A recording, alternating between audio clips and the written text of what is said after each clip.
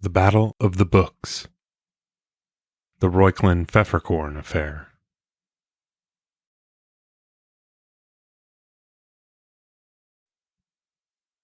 Johannes Reuchlin, who lived from 1455 to 1522, was a widely traveled German Catholic humanist scholar of biblical languages, namely of Greek and Hebrew. He was born in Pforzheim, from which he assumed the Latin title Forcensis, and there he studied Latin as a youth. Reuchlin spent some time at the University of Freiburg before getting a job in the court of Charles I of Baden as a Latin tutor for his son. From here he went to the University of Paris, where he began to learn Greek and studied under the leading pro-realist and anti-nominalist scholar Johann. Together they traveled from Paris to the University of Basel in 1474. There he got his master's degree and continued teaching Latin and Greek before eventually getting involved in legal work. At age 31 he received his doctorate at Tübingen, and in the following year, that is, the year Heinrich Cornelius Agrippa was born, he was sent to Frankfurt, Cologne, and then Aix-la-Chapelle for the coronation of Maximilian I as Emperor of the Holy Roman Empire. It was there that the emperor became acquainted with him for his profound knowledge of languages. In 1482, Reuchlin went to Italy on a work trip, and this brief sojourn brought him into contact with a number of key scholars, foremost among them the Florentine Platonist Marsilio Ficino. In 1490, he returned to Italy where he met Giovanni Pico della Mirandola, who was not only the so-called Prince of Concord for his political title and philosophical aspirations to reconcile irreconcilable ideas, but also the Prince of Christian Kabbalah, or as some prefer to call it today, the Christian interpretation of the Kabbalah. While Reuchlin's time with Pico was brief, the impact the Count had on the German humanist was profound. Reuchlin would remain a friend and student of Pico's until the young Count's death in 1494. We don't know much about the time Reuchlin spent with Pico, except that in 1492 he received copies of Pico's Heptaplus and Ficino's Platonic theology alongside his translations of Plotinus. It's clear from Reuchlin's work that he was well acquainted with Pico's 900 conclusions, especially the 72 Kabbalistic conclusions, which he was in a much better position to understand on their own terms rather than most modern interpreters are today. He would also definitely have been aware of the attacks against Pico by the Dominican Pedro Garcia, who had been appointed the head of a commission by Pope Innocent VIII to investigate Pico's claims. Garcia's Determinaciones were published in October of 1489, and Reuchlin was in Rome on a diplomatic mission during the spring and summer of 1490. In 1492, Reuchlin traveled to Austria as part of an embassy to the Holy Roman Emperor Frederick III, and there began to study Hebrew with the emperor's Jewish physician, Jacob ben Jehiel Lones. Lones, whom Frederick III eventually had knighted, laid the groundwork of the knowledge Reuchlin would use, together with what he had learned from Pico, in his 1494 De Verbo Mirifico, the publication of his primitive thoughts on the Christian Kabbalah. Here he claimed that all the teachings of all false religions had simply arisen out of a lack of knowledge of Hebrew, and in terms of Kabbalah, he maintained that he himself was far from understanding all of its mysteries, for which even a lifetime of study would hardly scratch the surface, though he would certainly try. From this time onwards, for decades, Reuchlin steeped himself in his Hebrew studies, and these were both philological and Kabbalistic in nature. Now, Reuchlin's two most famous works are the 1494 De Verbo Mirifico and the 1517 De Arte Kabbalistica. Another famous work of Reuchlin's was his De Rudimentis Hebraicis, published in 1506. This was the first modern European Hebrew grammar, and Reuchlin tells us that he was inspired by Pico della Mirandola to write it. In particular, through his Expositiones in Psalmos, or Commentary on the Psalms, a text in which he had made use of the traditional form measures or levels of scriptural interpretation as found in Nicholas of Lyra, a practice he later abandoned when he composed his 1488 Platonico-Kabbalistic commentary on the opening chapter of Genesis, the Heptapolis, or the sevenfold commentary on the 6 days of creation, using the 49 gates of intelligence as his guiding principle. De Rudimentis was also profoundly inspired, if not more so, by the writings of David Kimhi, the Radak, an early 13th century rabbi who lived in southern France and was famous for his biblical commentaries and grammatical works. Johannes Reuchlin loved Jewish learning, but he loved it for similar reasons that he loved Greek learning, because he believed it gave him a window through which to better understand his own religion, Christianity, whose entire intellectual edifice was built atop a foundation of Hebrew, Aramaic, and Greek texts. The rallying cry of the early humanists had been ad fontes, to return back to the sources, and Reuchlin knew such an exhortation could not be fulfilled except through a careful study of unfamiliar books. There were others who did not share in these so-called humanist proclivities. Enter Johannes Pfefferkorn, the Dominican-supported converso pamphleteer extraordinaire. There were many across the Latin West, and had been many since the mid-13th century, who believed that an important step in leading Jews away from their ancestral religion towards Christianity, and therefore eternal salvation, was to seize and burn the very books that were leading them astray. Chief among those who maintained this view was Johannes Pfefferkorn, a formerly Jewish convert to Christianity who dedicated himself to writing against his former co-religionists. He converted in 1506, allegedly to avoid the punishment which he earned for robbing a butcher, which goes to explain Erasmus's description of him as ex scelerato Judaeo sceleratissimus Christianus, from an impious Jew to a most impious Christian. This pattern of behavior, that of the fanatical convert, was by no means unique to Pfefferkorn, nor even uncommon. Rather, he represented the tip of an iceberg that constituted a long-standing Latin polemical tradition that for centuries had been elaborated by the busy pens of black-cowled converso mendicants who scoured Jewish scriptures for follies, contradictions, and examples of interpretative blindness. What Pfefferkorn wanted to show in his many pamphlets, in his great meme war, if you will, was that Jewish texts were blatantly hostile to Christians and deserved to be burned. In his 1507 tract, Der Judenspiegel, the Mirror of the Jews, he attacked Jewish money-lending practices and demanded they be stripped of their Talmuds and forced to attend mandatory sermons. His campaign could be summarized as, "Let the Jews keep the Bible and nothing else." Now, we must keep in mind that by the standards of the day, to burn books was far more humane than burning people. And we need to consider Pfefferkorn's attitudes in line with such principles that developed out of such catastrophes as the Rhineland massacres of 1096, when mobs of German and French crusaders mass murdered Jews in a series of pogroms.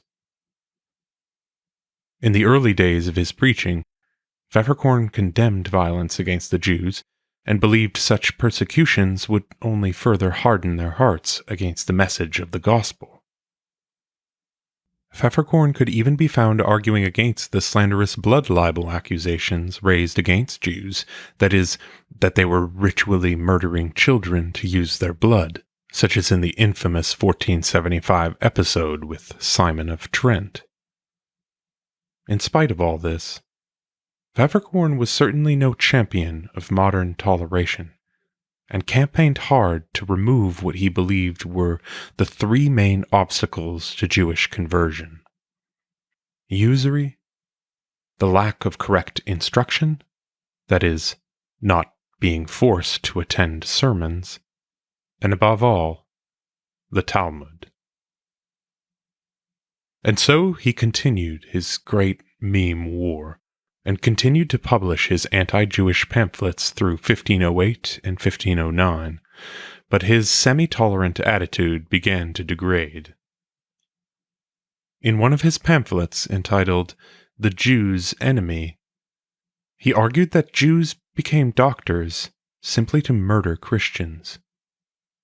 He maintained that Jews considered it a mitzvah to harm Christians, and the only real solution to their presence within Christian society was to destroy their books and drive them out, as had been done in Spain and Portugal only a decade earlier in 1492 and 1496.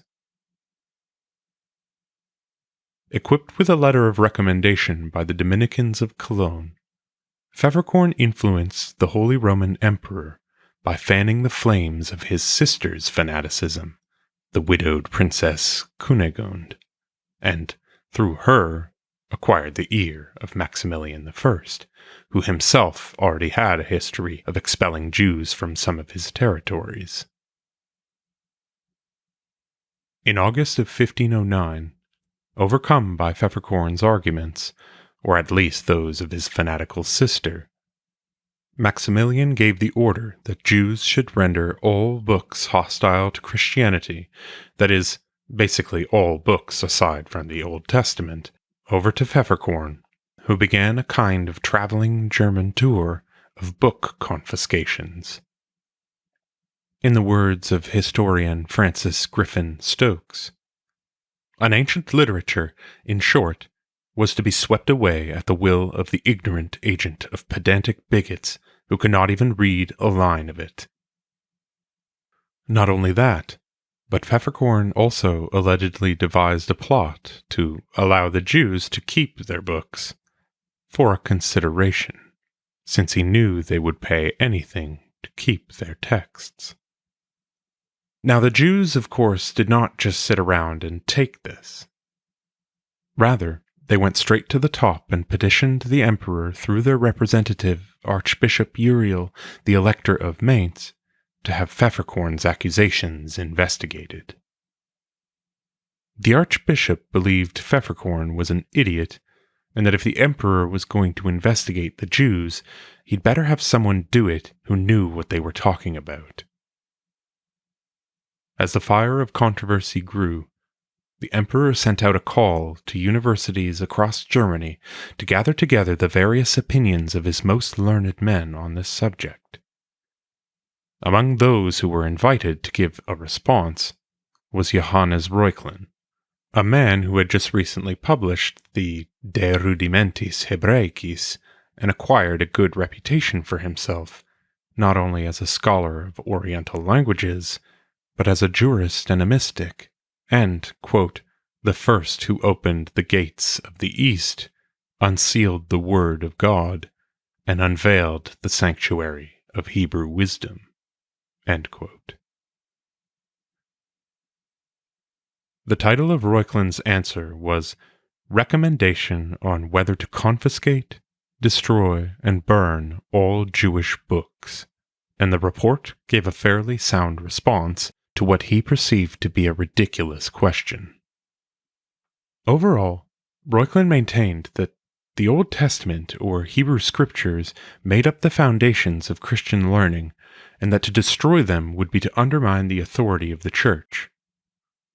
What was needed was more study, not less. Reuchlin was ultimately a champion of free speech and a shining knight for religious tolerance. He stood up against the mistreatment of Jews by church officials, but we needn't stretch this image too far. He was not some great defender of Judaism, as many like to remember him, since he was not so much interested in Judaism itself, so much as the Hebrew learning which it had produced and carried along the way. His view was actually quite traditional, not radical. As early a figure as St. Augustine had argued that the Jews were an important part of God's plan because they served as a testimonium veritatis. They were witnesses to Christian truth against non-Christians, especially concerning the truth of prophecy. In Augustine's own words, the Jews were to serve as our book carriers, since they carry the books for us as we study, and have the prophets and the law, in which law and in which prophets, Christ has been prophesied. Given the fact that the authoritative foundations of ancient Hebrew scripture and contemporary Jewish practice were the very same as those of the New Testament, that is, God and his prophets, Augustine had urged his fellow Christians that Jews should be left alone, as they would simply convert of their own accord upon Christ's inevitable return. Again, any attempt to whittle away the foundations of Hebrew revelation was also to whittle away the foundations of Christian authority. Augustine had written, "To be sure, the Jews are our enemies," but he firmly added that it was only by the writings of the enemy that the adversary is beaten. Insofar as debates among scholars in the 16th century Latin West were concerned, it was under the guidance of this classical Augustinian polemical strategy that Christian-Jewish relations had developed and would continue to develop for centuries. Now, Reuchlin counseled the princes of Germany who wished to convert the Jews to Christianity to establish chairs for the study of the Hebrew language at all the major universities, then to give students a working knowledge of Hebrew such that they might convince the Jews using proofs from their own books. Regarding apostates, namely Pfefferkorn, whose name Reuchlin kept out of his mouth, he wrote, "Of what value is advice given by people who abandon Judaism through jealousy, animosity, fear of persecution, penury, revenge, ambition, the love of pleasure, or even through mere recklessness? Such individuals bear the name of Christians, but in heart they are not Christians. I know some of those whose faith in both religions, Christianity and Judaism, is weak, and who, if their schemes were brought to naught, would become disciples of Mohammedanism. The Jews have been citizens of Germany for 3 centuries and should be protected by the law. It would be ridiculous to judge them heretics, for they were not born Christians, but have been Jews from a time prior to the birth of Christianity." Having heard and considered the opinions of all his leading intellectuals, and in particular those of the learned Reuchlin, who actually knew some Hebrew, unlike many of the schoolmen who supported Pfefferkorn, the emperor repealed his 1509 edict in May of 1510, and ordered that the books which were seized be returned to their rightful owners. According to the Talmud historian Michael Levy Rodkinson, quote, "The facts mentioned by Reuchlin and the Jews so favorably impressed the emperor that he commanded that all the books should be returned to their owners. The joy of the Jews on learning of this decree cannot be described, since thereby not only were they granted possession of their books, but a peaceful residence in Catholic countries was accorded them. This joy, however, was only momentary, as both the Dominicans and Pfefferkorn still continued their malevolent activity in an unauthorized manner.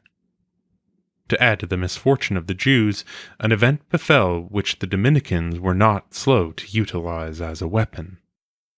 Sacred vessels were stolen from a Christian church by a Gentile, who was arrested, and who thereupon confessed that he had sold them to the Jews. As a result, all Jews were severely persecuted by the Bishop of Brandenburg. Later, the Jews were accused of having killed a child in the performance of their religious rites, and at the command of the same bishop, the accused Jews were removed to Berlin, and 38 of them were burned at the stake after suffering tortures on the rack. End quote. This event, of course, did not help the Jewish cause, and only further stoked the flames of controversy. Not only this, but Reuchlin's response to the Emperor Maximilian in favor of the Jews, which was never meant to be published, did not escape the eyes of Johannes Pfefferkorn and some of his fellow Dominicans. Needless to say, they were incensed, no matter how tame the report was. Thus was sparked the infamous Battle of the Books, known today simply as the Reuchlin-Pfefferkorn affair. A war fought with ink and quill, or press and pamphlet, rather than fire and sword.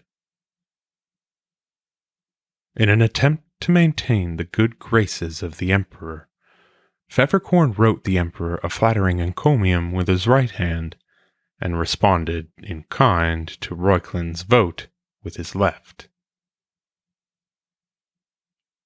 He wrote a tract called the Handspiegel, the Hand Mirror, in which he accused Reuchlin of having no knowledge of Hebrew, that his De Rudimentis Hebraica was a work of plagiarism, and even that Reuchlin received bribes from the Jews.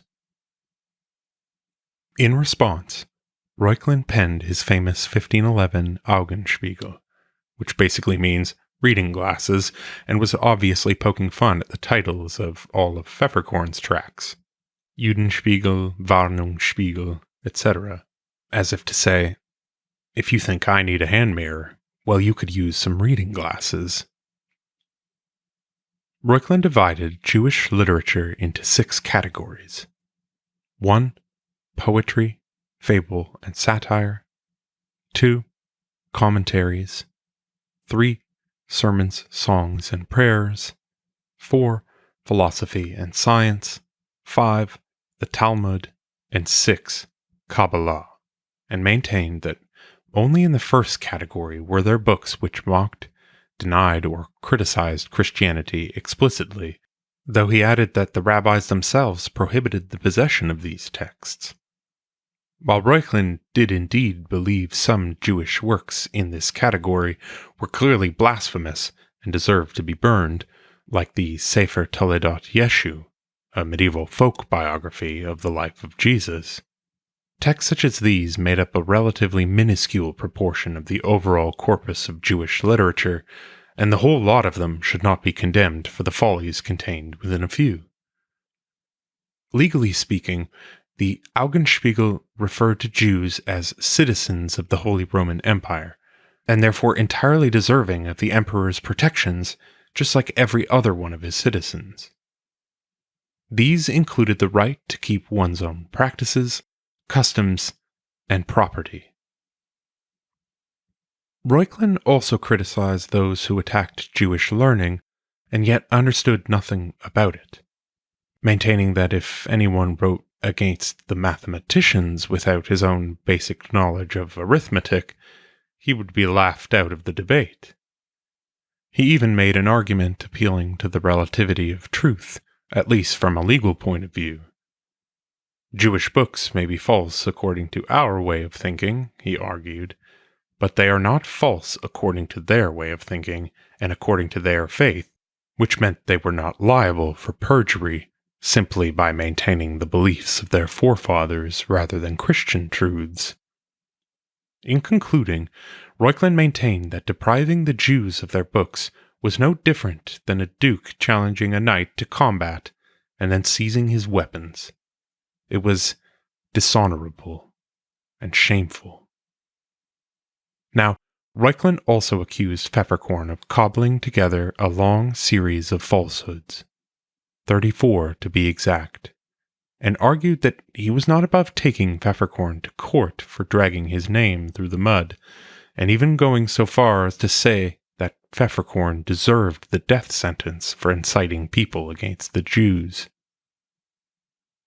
Reuchlin refuted the charges of bribery and plagiarism, and argued that there was nothing wrong with Christians learning from Jews, especially in regards to the Hebrew language.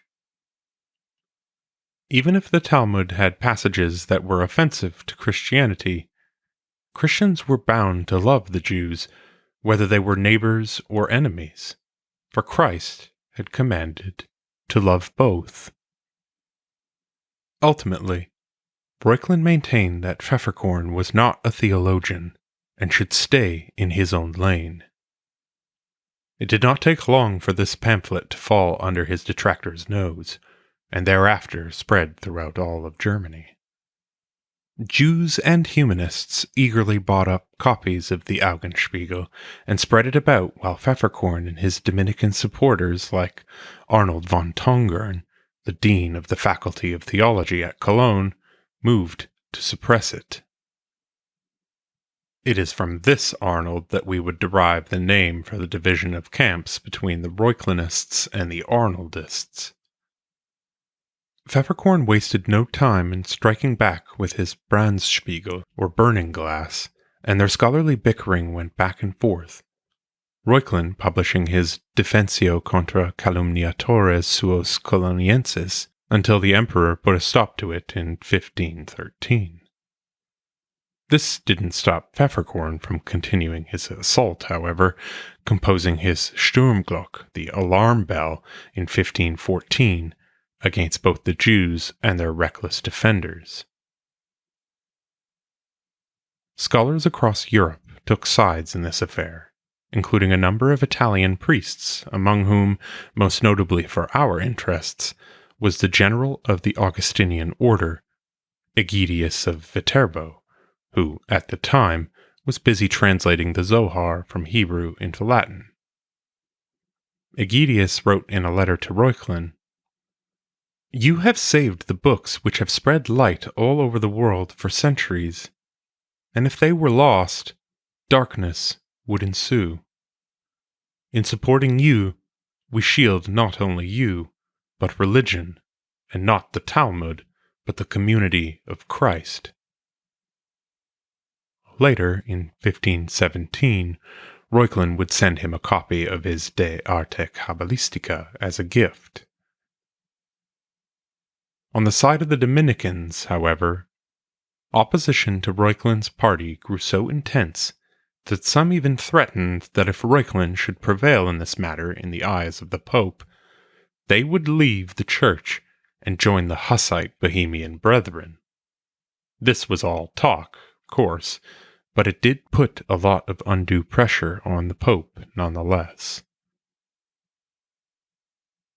Now, it would be impossible to cover all the drama and intrigue surrounding these events, but it suffices to say that it snowballed out of control to such an extent that an international council eventually took place, headed by many leading theologians of the Church. They ruled on the 2nd of July, 1516, that the pamphlet Augenspiegel was blameless, and that the combined slander of the schoolmen across Europe was to blame for the false accusations made against Reuchlin.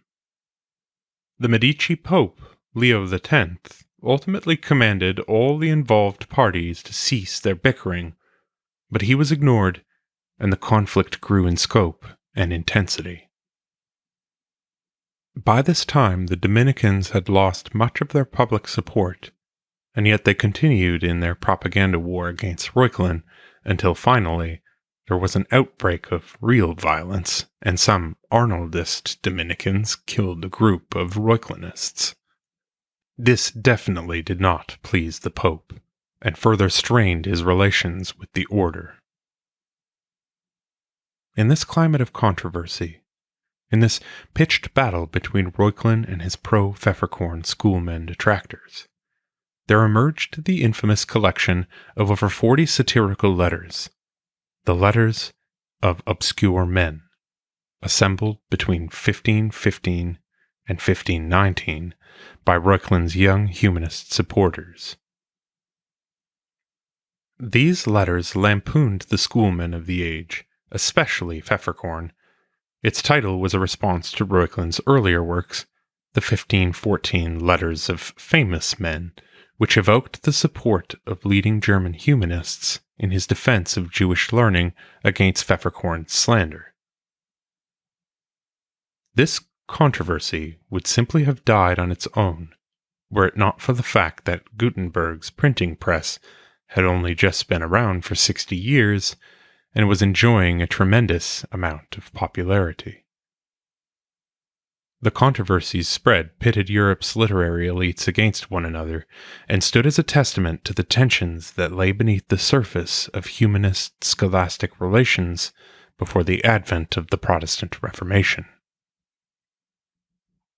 The letters of obscure men served to make a mockery of the enemies of humanist learning, in all their dull tedium, pedantry, and lack of self-awareness.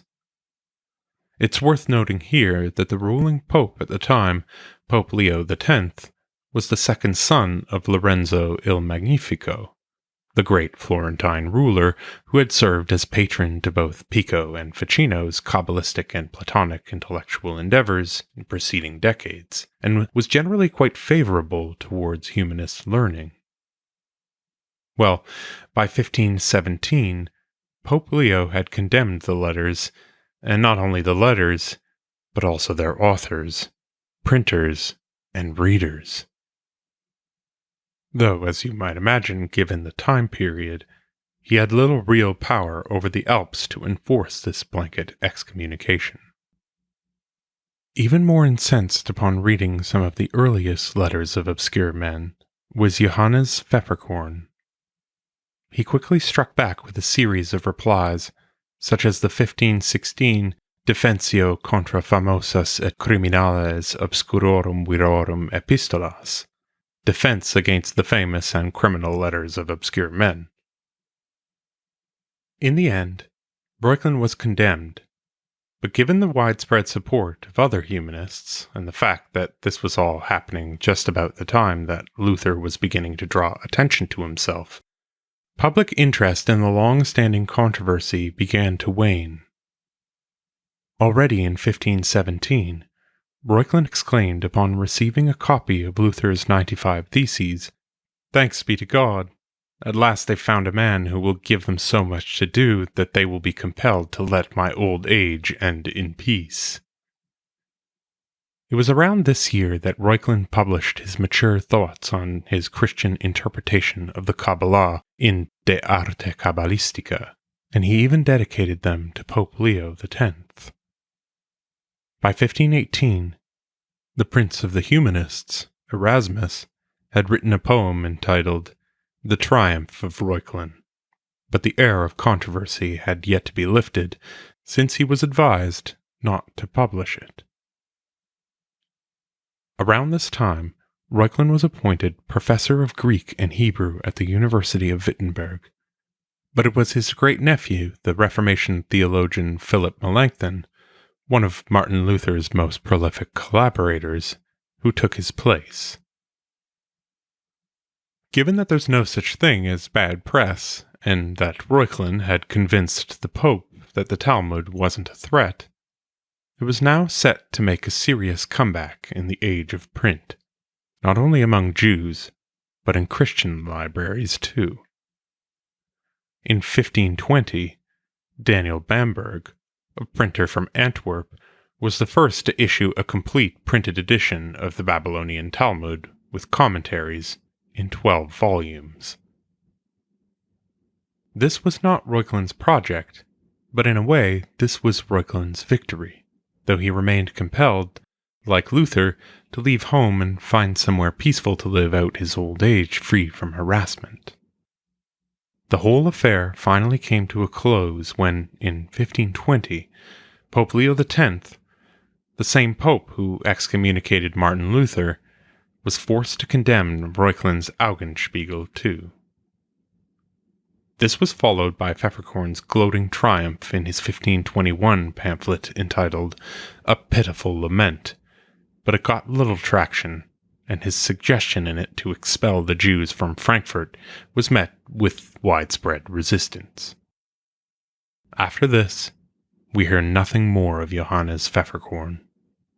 Luther's Reformation was now set in motion, and Reuchlin had played no small role in setting the stage for such a dramatic rupture, even though he died a devout Catholic. Now in his mid-60s, Reuchlin continued to travel about as a teacher of Greek and Hebrew, but ultimately passed away in Stuttgart from complications related to jaundice in 1522. Pfefferkorn, too, Reuchlin's junior by almost a decade and a half, passed away in 1523, thus marking the official end of the controversy between these two giants in the history of the Latin polemical tradition, the end of the Reuchlin-Pfefferkorn affair. Now, you may be asking yourself, how is all of this Reuchlin business significant to the wider history of Western esotericism and the occult? Well, in case you didn't already know, it was Reuchlin's Kabbalistic work, particularly his De Verbo Mirifico, that an enthralled Heinrich Cornelius Agrippa studied diligently in his early years. In 1509, Agrippa was lecturing publicly on Reuchlin's work. Henry Morley, Agrippa's biographer, states that by this year he had collected all of his notes in order to compile a complete survey on the subject of magic, much of which had been, quote, obtained from Reuchlin's Hebrew Christian way of using the Kabbalah, end quote. We don't know what Agrippa said in his lectures, but we know he was attacked by and responded to a monk named Johannes Catalinet. This, of course, was around the time the attacks on Reuchlin by the Dominican order were ramping up in intensity, as well as the counterattacks of humanist satirists in the letters of obscure men. In his response to Catalinet, Agrippa firmly maintained that he was not a Judaizing heretic, but a Christian, and that the work he defended in public, and for whose defense he was awarded a lectureship, the position of regent, and a salary, was that of a Christian doctor, Johannes Reuchlin of Pforzheim. So whenever you crack open your 3 books of occult philosophy, or any work downstream from it, don't forget to think of all the men whose ideas constituted the DNA of that text's most sublime portions.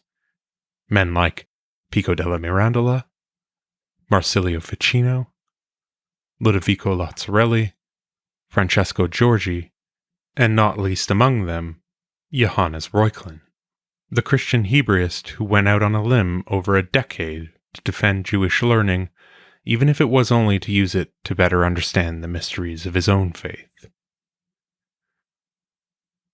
We will be returning to this man's works in more detail in the not-too-distant future, but for now it suffices to have set the scene for the reception of reception among the humanists of the early modern world.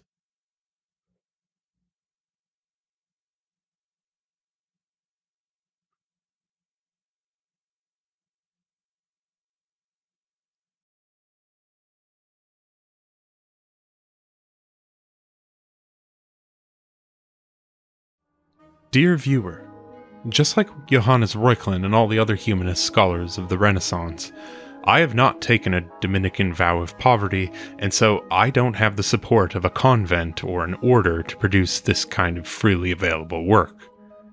If you've found value in any of my videos, lectures, or audiobooks and have the princely means to contribute, I've recently launched a new page on Patreon where you can help to support the flow of regular, well-researched content like this on the history of Western esotericism.